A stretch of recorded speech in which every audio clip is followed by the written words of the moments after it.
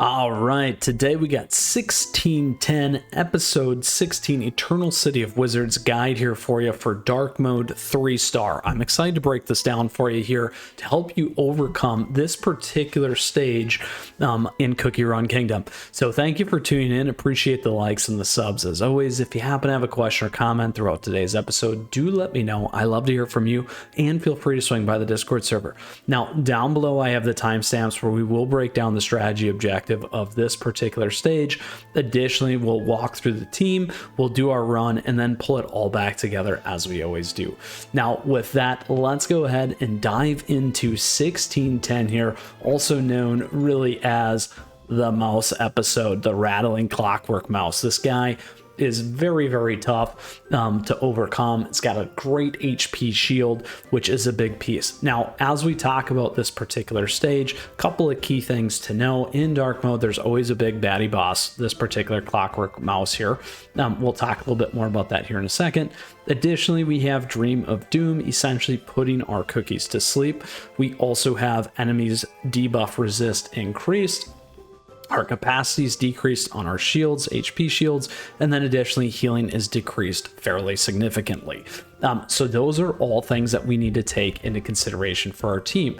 Now, in terms of the enemy, we do have the rattling clockwork mouse at the very end in boss mode here. This thing's got a massive shield, HP shield. It's got a lot of life. We need to take out some of the additional baddies here that surround this one, which are the clockwork dolls. We got the needle as well as the pendulum clockwork doll.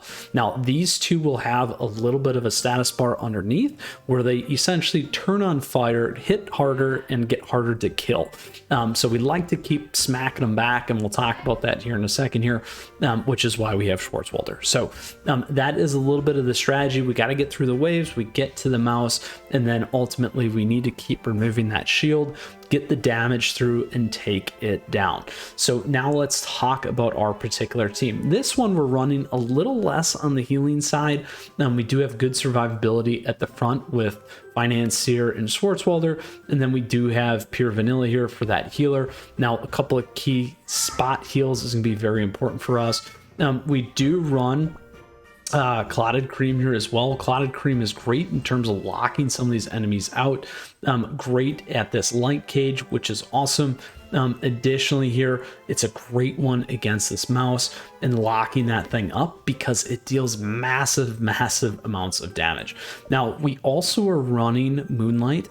So Moonlight Cookie here, legendary, one that you might be able to swap out for something like a Twizzly Gum in terms of your cookies there. So big piece here is that she will put some of these back enemies to sleep, which can be pivotal in terms of some of that survivability. So something that you can think about there, Frost Queen or something like that, can be a little squishy, but those again are some considerations. Now we got Schwarzwalder again, like I talked about, to continue to push things back. We are running our Ghost Horn, we are running Squishy Jelly Watch, and then Old Pilgrim Scroll as well.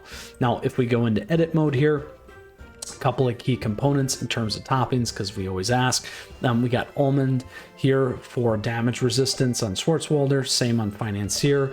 In terms of Clotted, we have the Raspberry set for more attack power. Additionally, in this particular one with our Moonlight legendary, we also are running the 5 particular Moonlight Raspberry set as well, and then Pure Vanilla for our chocolate set in terms of that cooldown, getting that effect to keep those heals up. So this particular team does do pretty fairly high in terms of power here, almost 1.3, and we are over in terms of what our enemies have. Now, again, a couple of key heals, a couple of key hits, a couple of key lockouts is going to be very important.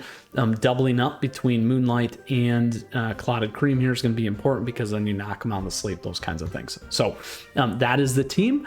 That is the strategy. Let's go ahead and go for a stroll and really a cookie run, as we always do here.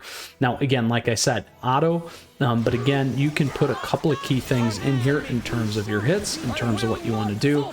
Now, getting the sleep to follow on the back end like that is going to be very important. We need to keep these things off, and we need to keep our heals on top of our team here to be successful. So there's the first wave. If we can heal in between here like that, Going to be very important for us. There's the mouse. Let's get this hit in.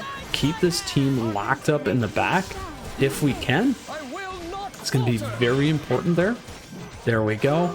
Now we want to keep this stuff off in terms of being able to get our main team and survive in terms of what we need. It's going to be very, very important here. We got our heals off. Let's see if we can keep it alive. We're going to be real close here. Real close. Oh, shoot. So again, there's that HP shield. That thing becomes really, really hard for us to take off. But again, let's go ahead and run it here so you can see how much is getting through. Losing finance here. Now again, get this on, get the damage on, get the shield down. There we go. Lots of damage. Lots of heals. Keep this thing back at bay. One more time should about do it. Boom. There it is. So very close. This team can get you the 3-star run. Let's go ahead and try it one more time here for all of us. and see if we can make it happen. All right. We'll try it again. 3-star run here. Let us see if we can make it happen. Now, we need to be able to time some of this stuff in order to keep our teams alive, which can be very, very important here in terms of survivability, as well as picking down and taking out some of our opponents here and what we have going on. All right. That's going to be a little bit off, but let's see if we can get it going. We want to make sure that we get this off right away. There we go. Let's get this one in and locked in on our opponents. Get the heals in. Get the challenge in here as well. There we go. Heals down. We're down to the last part. Let's get this guy locked in on our shield. Get the heals off, which are going to be very, very important and crucial in terms of our survivability here. There we go. Heals off again. Lock them in. Let's get that in. All right, one more shield lock, and then we're going to get through this boss and get our 3-star. Boom! There we go, cookies. We did it. Our 3-star guide is complete here for 1610. So let's go ahead and close this all out as we always do. All right, 1610. Oh, we don't want to run it again. We're good. We'll save those gems. Now, a couple of key components there as we broke that team down from the beginning. We talked about the key importance of the enemies and the things that we're going to run into, the strategy guide, those pieces for you. Now, very, very important in terms of how you're staggering some of those attacks to lock those opponents out and ultimately survive with some of those key heals in terms of those timing. So I hope you enjoyed today's episode and guide for 1610 Eternal City of Wizards. Again, beating the mouse, which is very, very important for our progression. So thank you for your support as always. Appreciate the likes and the subs. If you got a question, comment, let me know. Otherwise, we got a ton more content heading your way on the channel here always. All right, stay tuned.